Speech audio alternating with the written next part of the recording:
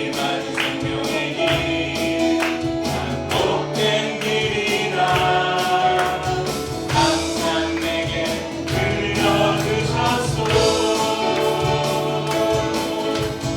난 예수가 좋다오. 난 예수가 좋다오. 주를 사랑한다고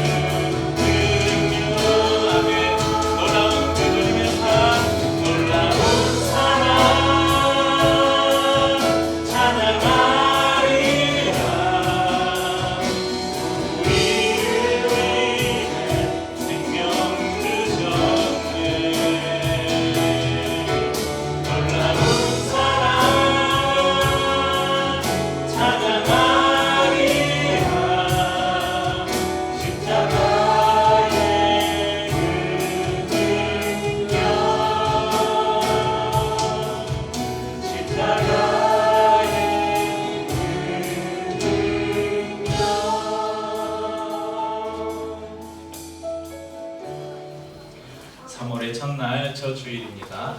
지난 2월 한 달간도 우리를 은혜로 인도하신 하나님께 감사하고 3월 한 달도 은혜와 자비로 우리를 인도하실 하나님을 기대합니다. 자연계의 자연 법칙이 있듯이 하나님과 사람 사이에도 영적인 원리, 영적인 법칙이 있습니다. 하나님은 우리를 사랑하시며 우리를 위한 놀라운 계획을 가지고 계십니다.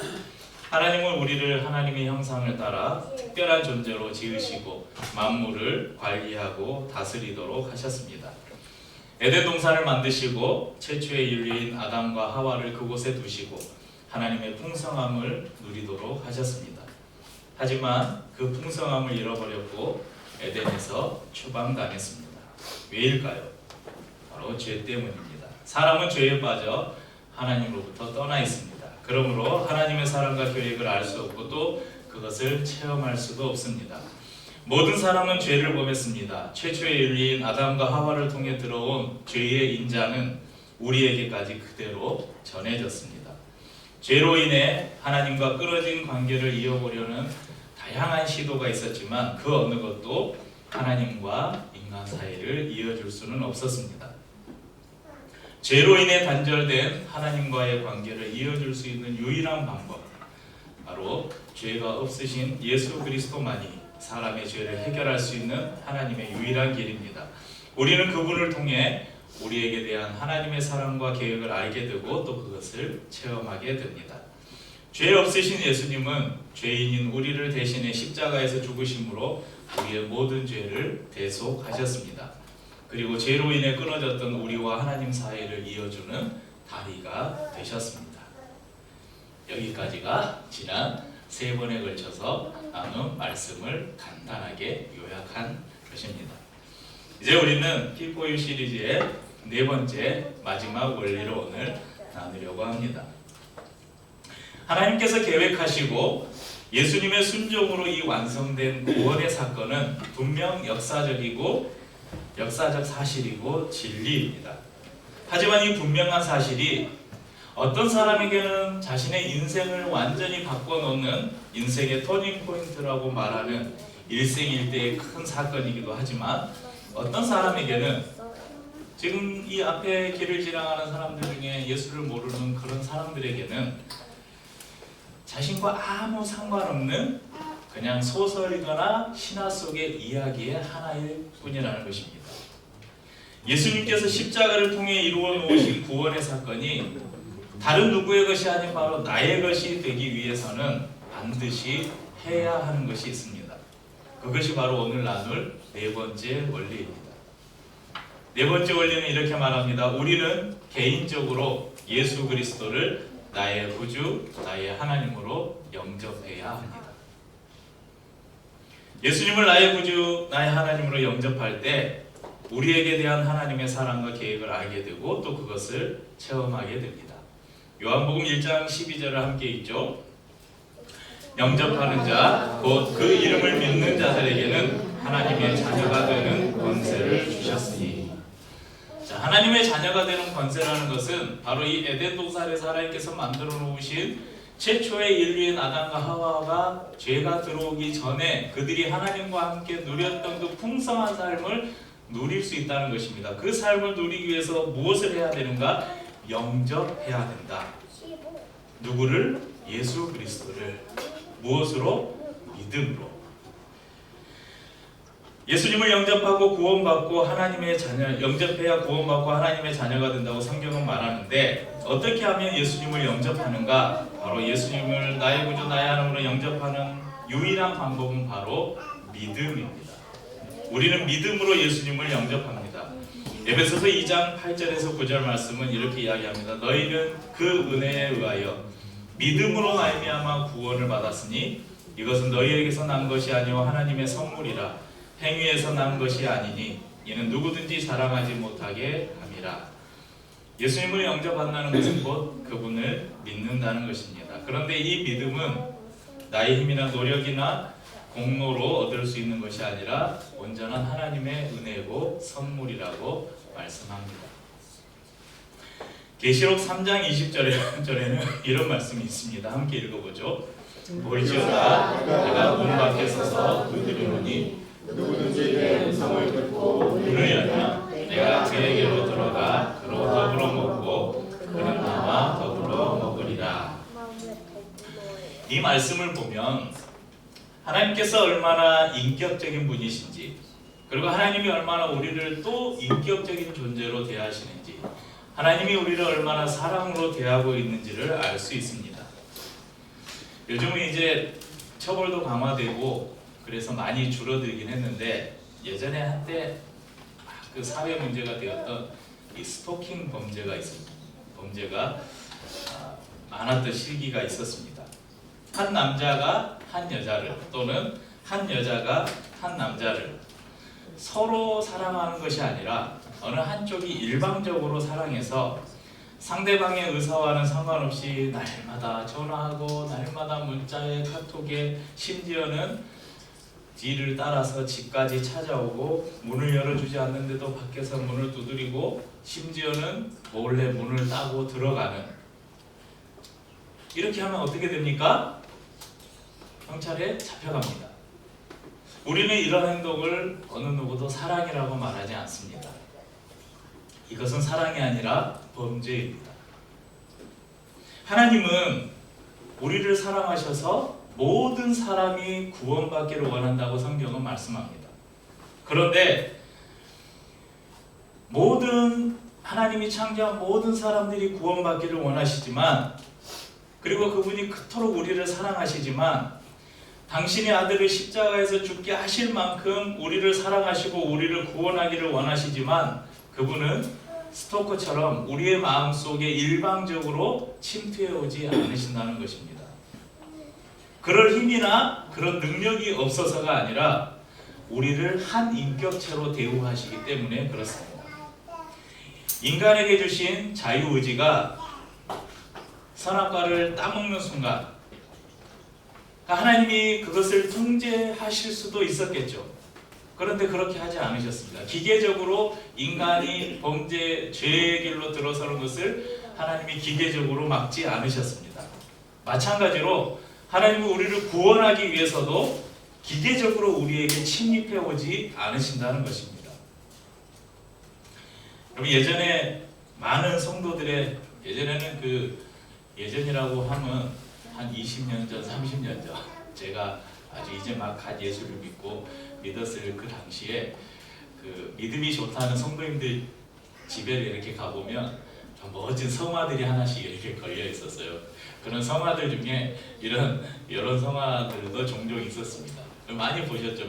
예전에 그 교회 다니는 사람들 십자수로 적어 막 십자수 많이 하고 이런 거 많이 했는데, 저 그림이 뭐냐면 조금 전에 저희가 읽었던 계시록 그 말씀이에요. 계시록 3장 20절, 볼지어다 내가 문 밖에 서서 두드리노니 누구든지 내 음성을 듣고 문을 열면 내가 그에게로 들어가 그로 더불어 먹고 그는 나로 더불어 먹으리라. 여러분, 예수님께서 부활하셨을 때 제자들이 문 꽁꽁 닫아놓고 혹시 잡혀갈까 봐 그 안에서 막 기도하고 있었잖아요. 그때 예수님이 어떻게 들어오셨어요? 그냥 문을 통과해서 들어오셨어요. 그런데 문을 통과해서 들어오셨으니까 이건 사람이 아니다. 이건 그냥 영혼이다. 그런데 예수님이 뭐라고 하셨어요? 내 손 만져봐라. 예수님은 영이면서 똑같이 육신을 가지고 계신 분이에요. 그러니까 저 문은 지금 진짜 문이 아니에요. 저 문은 사람의 마음의 문을 말하는 거예요. 예수님이 저 문을 들어가시려면 그냥 똑똑 안 하고 그냥 들어가실 수 있어요. 그런데 그렇게 하지 않으시고 문을 두드리고 계시는 거예요. 언제까지? 안에서 열어줄 때까지. 한번 상상해 보십시오. 온 우주의 창조자가 한 사람의 마음을 얻기 위해서 문 밖에서 계속 녹화하고 계신다는 사실, 서서 기다리고 계신다는 사실. 그 문을 열 수 있는 힘이 있지만 절대로 그렇게 하지 않으면서 말입니다. 아주 오래전 처음 전도사로 사역했던 제 아내를 만나서 결혼했던 광주의 세순교회라는 교회가 있는데, 지금도 저는 그 교회에, 지금 이제 새로 교회를 크게 지어서 옮겼는데, 제가 다닐 때 그 전남대학교 후문에 있던 그 교회의 그 본당의 장면과 그 현수막이 걸려 있었던 그 장면이 아직도 저는 선명하게 기억하고 있습니다. 네, 본당에 이렇게 본당 강단을 봤을 때 왼쪽 벽에 걸려 있었어요. 이런 문구가 있었습니다. 당신을 위한 1000번의 기도와 100번의 만남이 있었습니다. 저는 이 문구를 믿습니다. 왜냐하면 제가 그 산 증인이기 때문에 그렇죠. 교회가 어떤 것인지도 모르고 예수님이 누구인지도 모르던 이제 막 고3을 올라가던 그 시기에 제가 어느 날 그 누가 데리고 간 것도 아니고 그냥 알 수 없는 이끌림에 딱 끌려서 교회 문을 넘어서고 예수를 믿고 목사가 돼서 이 자리에서 지금 예수를 믿어야 구원을 받는다고 여러분들에게 이 설교를 하고 있으니 이 놀라운 역사 안에는 저는 분명히 믿기는 저를 위한 누군가의 수천 번의 기도, 수백 번의 만남이 있었다고 믿습니다. 오늘도 하나님은 한 영혼을 구원하시기 위해 누군가의 목소리를 통해서, 누군가의 손길을 통해서, 또 수많은 사건들을 통해서 우리의 마음의 문을 두드리고 계십니다. 또한 우리 기류의 교회 성도님들이 여러분이 품고 있는 또 여러분 주위에 그렇게 잃어버린 영혼들을 생각하면서 그들이 주님 앞에 돌아오기를 위해서 1000번의 기도와 100번의 만남을 기쁨으로 감당할 수 있는 성도님들이 될 수 있기를 축복합니다. 그렇다면 마음의 문을 어떻게 열 수 있는가? 나의 의지를 들여서 기도하는 것으로 우리의 마음의 문을 엽니다. 이런 기도가 있습니다. 주 예수님, 나는 주님을 믿고 싶습니다. 십자가에서 죽으심으로 내 죄값을 담당하시니 감사합니다. 지금 나는 내 마음의 문을 열고 예수님을 나의 구주, 나의 하나님으로 영접합니다. 나의 죄를 용서하시고 영생을 주심을 감사합니다. 나를 다스려 주시고 나를 주님이 원하시는 사람으로 만들어 주옵소서. 예수님의 이름으로 기도합니다. 아멘. 혹시 이 중에 아직 나는 예수님을 인격적으로 만나지 못한 것 같다. 내가 교회를 다니고 내가 성경을 보고 예배를 드리지만 내가 정말 예수님을 만났는지 모르겠다 하시는 분이 있으면 여러분의 의지를 들여서 이 기도를 드리십시오. 입술로만 하는 기도가 아니라 여러분의 마음 중심에서 우러나오는 여러분의 전 인격으로 드리는 진실된 고백으로 이 기도를 드릴 때 예수님은 여러분의 마음속에 찾아오실 것입니다. 로마서 10장 9절 10절은 이렇게 말씀합니다. 내가 만일 내 입으로 예수를 주로 시인하며 또 하나님께서 그를 죽은 자 가운데 살리신 것을 내 마음에 믿으면 구원을 받으리라. 사람이 마음으로 믿어 의에 이르고 입으로 시인하여 구원에 이르느니라. 그러니까 예수님이 십자가에서 죽으시고 이루어놓으신 그 구원의 사건이 우리의 마음속으로 믿어질 때 우리는 우리의 의지를 들여서 입술로 고백하면 예수님이 우리 가운데 들어오신다고 말씀하십니다. 오늘 이 자리에 이 기도를 드리고 싶은 한 사람이 있을지도 모릅니다. 또 언젠가 여러분들이 이 기도를 복음이 필요한 누군가에게 전해줘야 될 때가 있을지도 모르겠습니다. 그래서 우리가 이 기도를 한번 같이 드렸으면 좋겠습니다. 이미 예수님을 영접하신 분도 진심된 마음으로 다시 한번 이 기도를 드리면서 우리가 받았던 구원의 그 은혜를 다시 한번 기억해 보셨으면 좋겠습니다. 주 예수님, 나는 주님을 믿고 싶습니다. 십자가에서 죽으심으로 내 죄값을 담당하시니 감사합니다.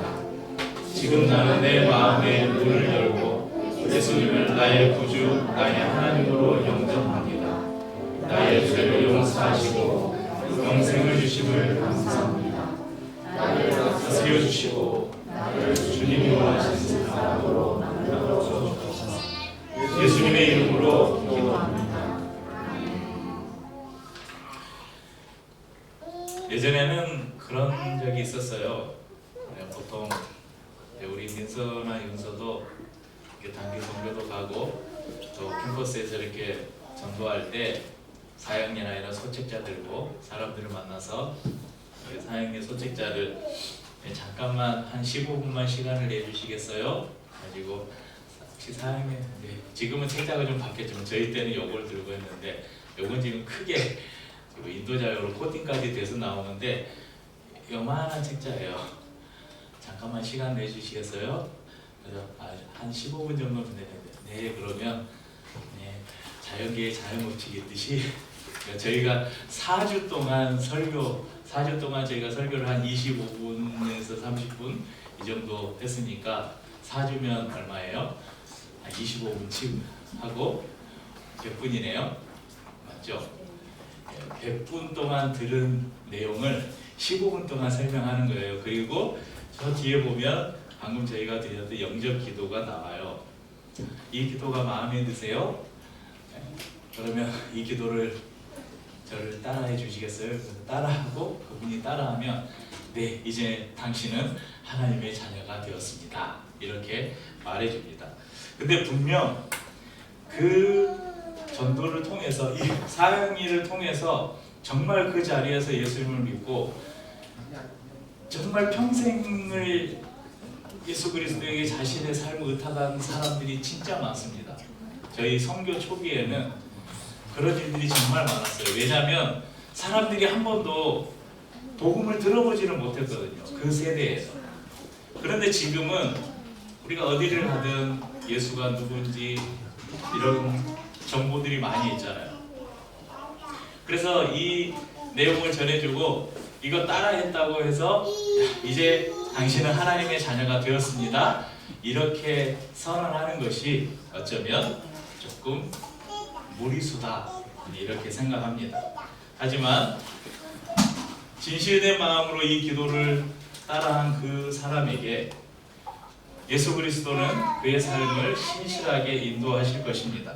그래서 내가 이 기도를 따라했다고 진짜 내가 예수를 믿는가 이제? 정말 예수님이 내 안에 오셨는가? 내가 구원받았는가? 내가 어떻게 알 수 있지? 의심이 되잖아요.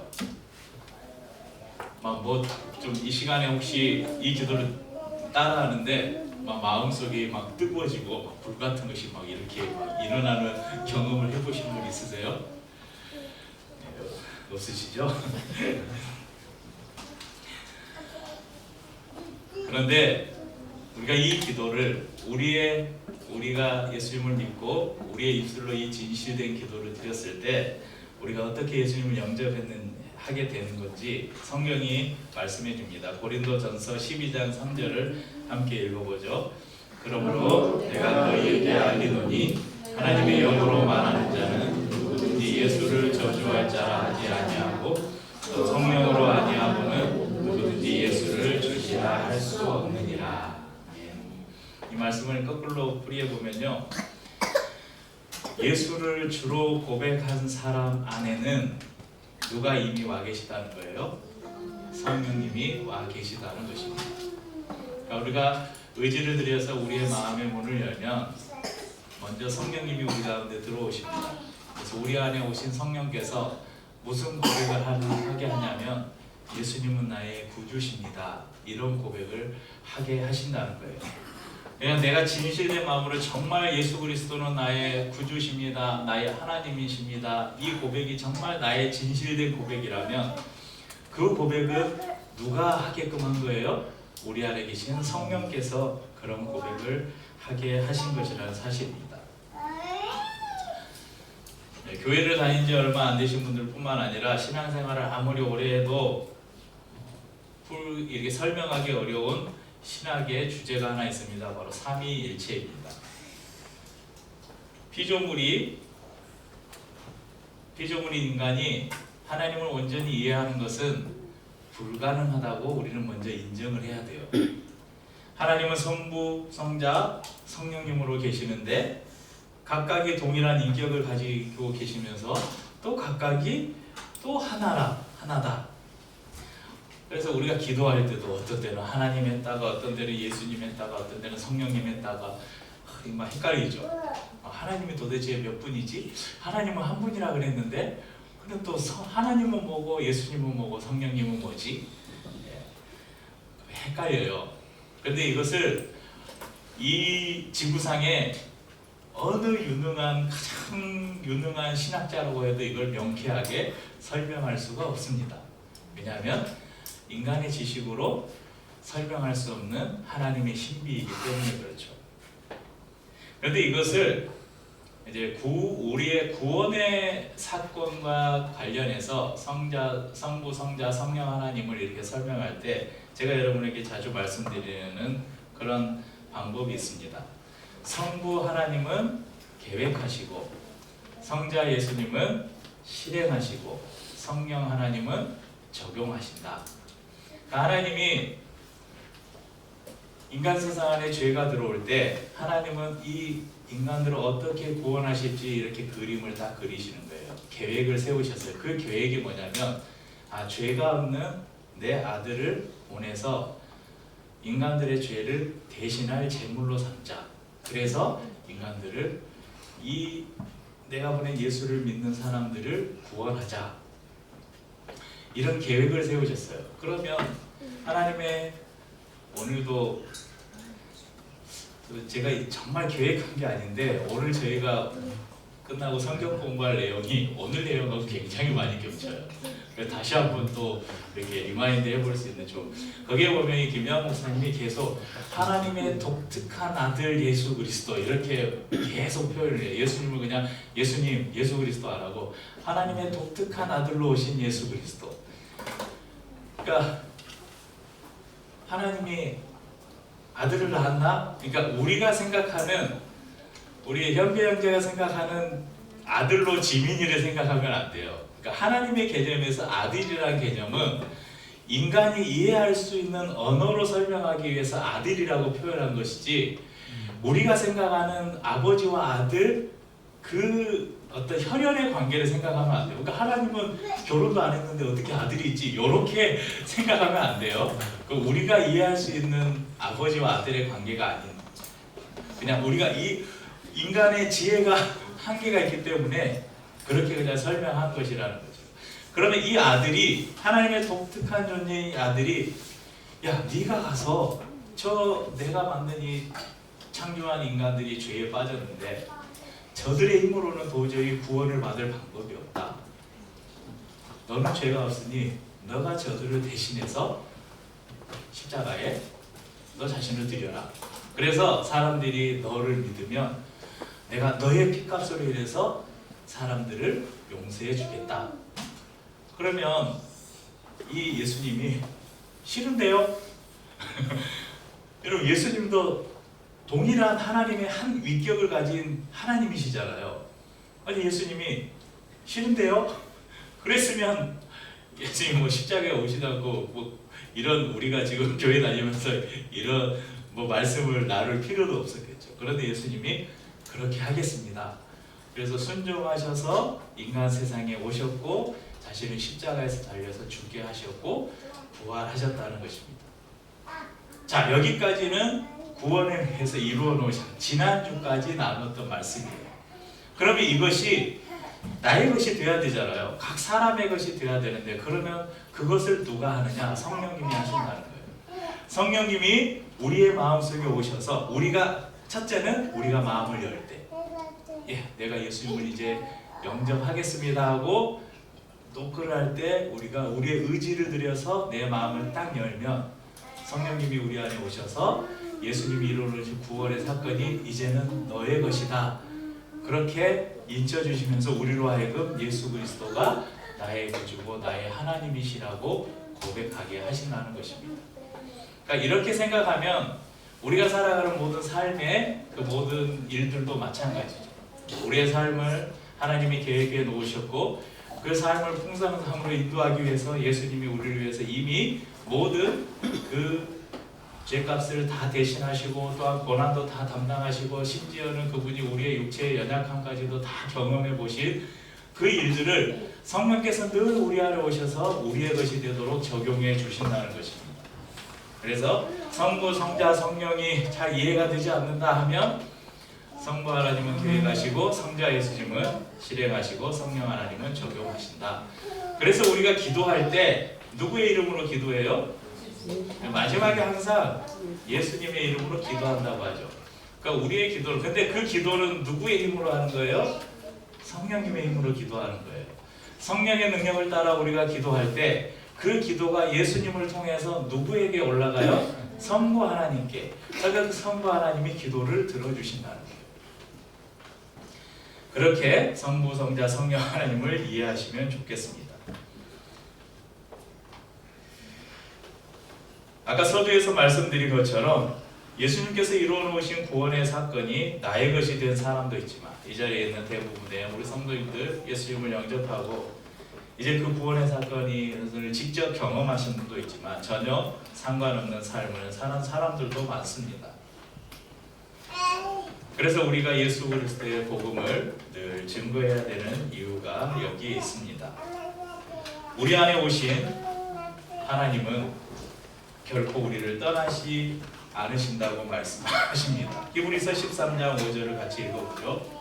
그가 친히 말씀하시기를 내가 결코 너희를 놓지 아니하고 너희를 떠나지 아니하리라 하셨습니다. 예수님을 한번 만난 사람, 예수님을 영접한 사람은 때로 믿음이 연약해지고 시험에 빠져서 하나님을 떠나려고 할지라도 하나님은 결코 우리를 떠나지 않으신다고 약속하셨습니다. 어떤 사람은 극적으로 예수님을 만나기도 합니다. 오늘도 세계 곳곳의 선교 현장에서는 우리가 상식으로 이해할 수 없는 수많은 일들이 벌어지고 있습니다. 죽은 자가 살아나는 기적도 일어나기도 하고 불치병에서 고침을 받는 일들이 일어나기도 하고 걷지 못한 사람들이 갑자기 걷게 되는 일들이 오늘도 이 지구촌 곳곳에서 일어나고 있습니다. 그런데 우리 주위에는 안 일어나요. 여러분 주위에서 그런 거 본 적 있어요? 왜 안 일어날까요? 여러분 예수라는 이름도 없고 전혀 기독교 문화가 전혀 생소한 곳에서 복음을 전하는데 기적이 없으면 믿을 수 없는, 하나님께서 기적을 일으키시지 않으면 도저히 이 사람들이 믿을 수 없는 그 상황에서 하나님은 기적을 일으키셔요. 근데 여러분 지금 제가 4주 동안 여러분들에게 예수님이 어떤 분인지 다 이야기했잖아요. 기적이 필요 없잖아요. 그냥 믿으면 되잖아요. 그래서 우리 주위에는 기적이 안 일어나는 거예요. 우리는 이미 수많은 사람들로부터 이 우리나라에 교회가 얼마나 많아요. 교회가 있고 우리는 크리스마스를 매년 공휴일로 지키면서 크리스마스 때 예수님이 탄생하셨다고 자기는 예수님을 믿지도 않는데 얼마나 즐겨요. 그러니까 우리 주위에는 이미 이런 기독교 문화에 모든 사람들이 다 노출이 돼 있어요. 굳이 기적이 필요하지 않아도 하나님이란 존재, 예수 그리스도라는 존재를 우리는 얼마든지 인식하려면 인식할 수 있어요. 그런데 그것이 전혀 일도 없는 그곳에서 하나님이 살아계시는 걸 보여주셔야 되거든요. 그래서 오늘날도 세계 곳곳에 그런 복음의 불모지에서는 이런 기적들을 일으키시기도 합니다. 하지만 대부분 우리의 삶의 주위에서는 그런 일들이 일어나지 않아요. 근데 저희 한국교회에 복음이 초기에 증거될 때, 한국교회, 땅에 처음 복음이 들어왔을 때는 진짜 기적들이 많이 일어났다고 그래요. 그래서 예전에 우리 한국 기독교 초기 선교 역사 이런 것들을 보면 교회들 안에 얼마나 많은 기적들이 일어났는지 여러분 그 자료들을 찾아보시면 쉽게 찾을 수 있을 것입니다. 그래서 예전에 간증하시는 분들 중에 내가 죽을 병에 걸렸는데 나아서 예수님을 믿고 내가 나았습니다. 사업에 실패하고 내가 자살을 결심하고 죽음의 문턱에서 내가 예수님을 만나서 내가 이제 새로운 삶을 얻었습니다. 내가 기도하다가 방언이 터지고 내가 그 황홀경에 빠져서 3층 천에 올라가는 그런 환상을 경험하고 그래서 내가 예수님을 만났습니다. 아니면 어떤 사람은 내가 예수님을 만나고 기도하는데 내 속에 뜨거운 불 같은 게 임해서 도저히 거부할 수 없는 그게 있었습니다. 저는 좀 경험을 했어요. 신비한 경험은 아니고 제가 그 교회를 몇 개월 다니다가 어느 그 친구와 문학의 밤을 준비하는 제 관심을 잠깐 하자면 친구와 그러니까 제가 교회를 처음 다닌 거 그 나도 모르게 우리 형이 전도사로 있던 교회에 그냥 가서 그날이 토요일이었는데 청년 예배를 드리고 있었어요. 제일 뒷자리에 가서 그냥 앉아 있었어요. 우리 형이 예배 끝나고 너 왜 왔냐 그러는 거예요. 물론 그 전에도 야 교회 가자. 뭐 우리 형이 교회 청년들이나 학생들을 집에 자주 데리고 와서 놀고 저는 교회 사람들이 올 때면 방 한 구석에 문도 못 열고 못 나가서 엄마가 저들이 막 옆방에서 막 가고 웃고 그러면 가다가 야 너도 교회 나와 막 이렇게 한마디씩은 저는 이제 제가 믿기는 그게 다 이 1000번의 기도와 100번의 만남에 그런 것들이 다 있었다고 나중에 예수를 믿고 알게 된 거죠. 아무튼 그랬어요. 그러다 그 토요일 날 이렇게 교회에 앉아있다가 그냥 왔어. 그때부터 제가 교회를 나가기 시작했어요. 그 다음 주에 이제 교회를 나가다가 가기 싫으면 안 가기도 하고 그러다가 그때가 11월쯤이었어요. 1998년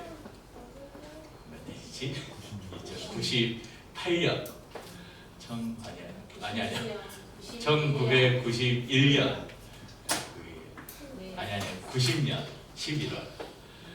그래서 1991년 2월 달이었는데 이제 예전에 그 시골 교회들은 문학의 밤 해가지고 그 중고등부에서 그렇게 막 연극이나 성극, 노래 막 이런 거 준비해가지고 주위에 다른 교회들 한마디로 품앗이 하는 거예요. 이 교회 하면 다 이 교회 모여서 막 그런 거 하고.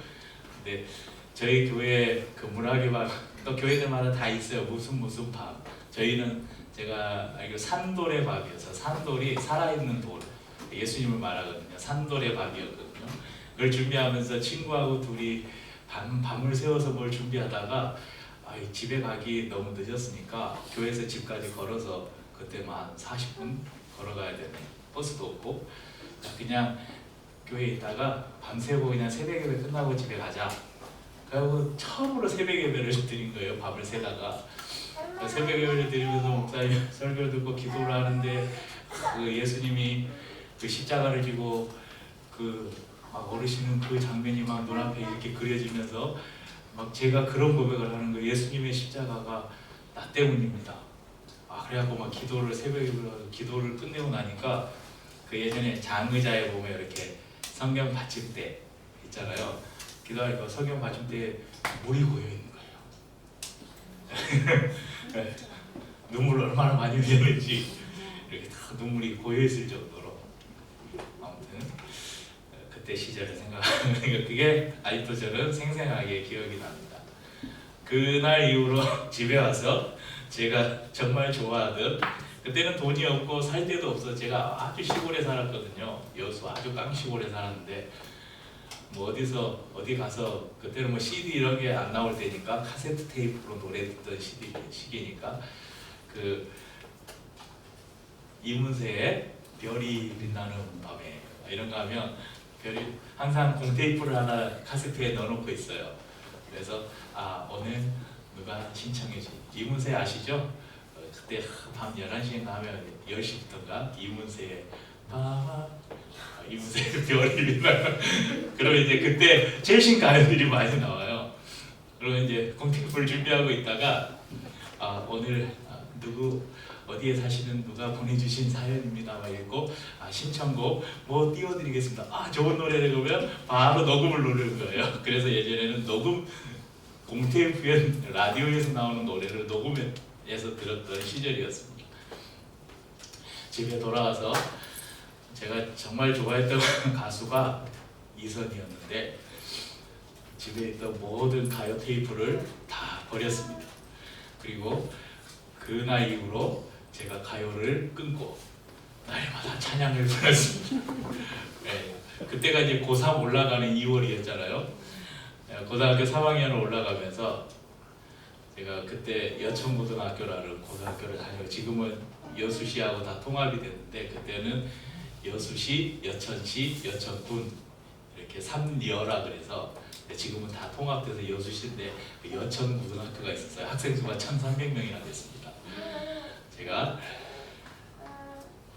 기도한 게 처음으로 제가 간절히 기도한 게 하나님 제가 학생회장, 총학생회장 선거에 나가겠습니다.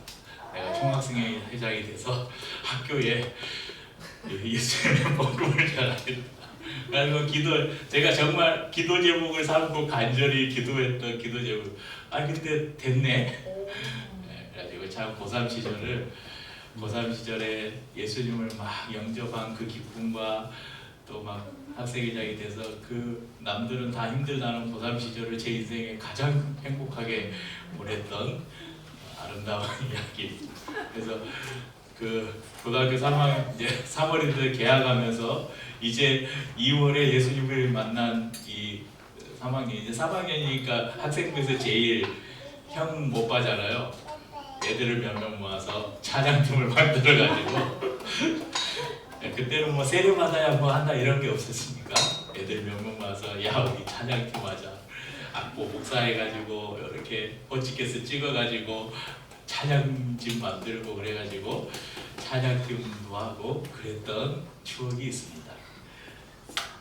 그러니까 뭐 이야기하려고 하냐면 우리가 예수님을 만났을 때 뭐 저도 그냥 그때 제가 그 예수님을 입술로 고백하고 기도하면서 그냥 많은 눈물을 흘렸다는 거 외에는 그때 막 마음속에 뜨거운 불이 임했다거나 뭐 갑자기 내가 어디가 아팠었는데 갑자기 아픈 게 나았다거나 그런 걸 경험하지는 않았어요. 대부분의 사람들이 예수님을 만날 때 그렇게 예수님을 만납니다. 오순절에 여러분 성령 강림 사건이 있었잖아요. 사도행전 2장에 보면 하늘로부터 급하고 강한 바람 같은 소리도 있고 불의 혀같이 그 불이 막 탈 때 그 혀같이 사람들 머리 위에 하나씩 서 있고 이런 것들을 사람들이 눈으로 다 본 거예요. 그곳에 모인 사람들이 대략 한 15개의 언어를 쓰는 사람들이 모였는데 서로 자기 나라의 말로 이야기하는데 다 우리 말로 내 나라 말로 드리는 언어가 막 통용되는 그런 기적이 일어났어요. 그러니까 사람들이 믿었죠. 야, 하나님의 성령이 우리 가운데 오셨구나. 그런데요, 이 사건 이후에 조금만 더 내려가고 바로 그 사도행전 2장 36절 이하에 보면 그런즉 이스라엘 온 집은 확실히 알지니 너희가 십자가에 못 박은 이 예수를 하나님이 주와 그리스도가 되게 하셨느니라. 그들이 이 말을 듣고 마음에 찔려 베드로와 다른 사도들에게 물어 이르되 형제들아 우리가 어찌할까 하거늘 베드로가 이르되 너희가 회개하여 각각 예수 그리스도의 이름으로 세례를 받고 죄 사함을 받으라. 그리하면 성령을 선물로 받으리니 이 약속은 너희와 너희 자녀와 모든 먼데 사람 곧 우리 하나님이 얼마든지 부르시는 자들에게 하신 것이라 하고 또 여러 말로 확증하여 권하여 이르되 너희가 이 패역한 세대에서 구원을 받으라 하니 그 말을 받은 사람들을 세례를 받음에 이날의 신도의 수가 3,000이나 더하더라. 자, 오순절 성령 강림 사건을 경험한 이후에 베드로가 성전 앞에 가서 복음을 전합니다. 그 복음이 뭐예요? 방금 십자가에 못 박은 예수를 하나님이 주와 그리스도가 되게 하셨다. 그러니까 예수 그리스도가 십자가에 죽으시고 부활하셨다.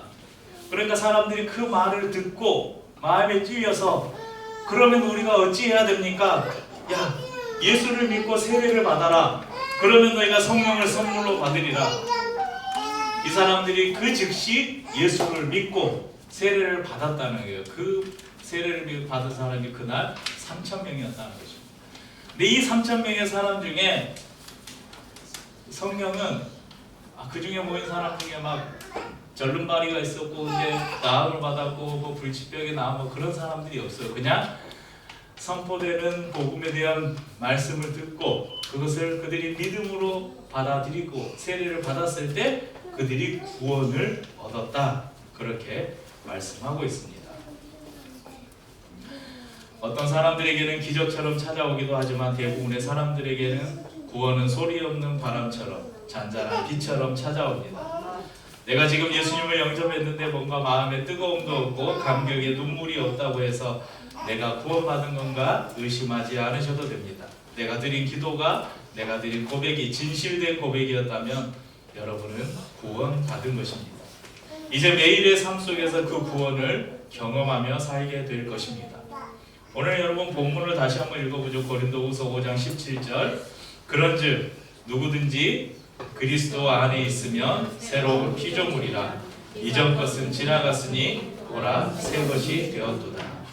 우리는 그리스도 안에서 전혀 다른 존재가 되었습니다. 이전 것, 곧 우리 옛사람은 그리스도와 함께 십자가에서 죽고 새 것, 곧 하나님의 자녀로 새롭게 태어났습니다.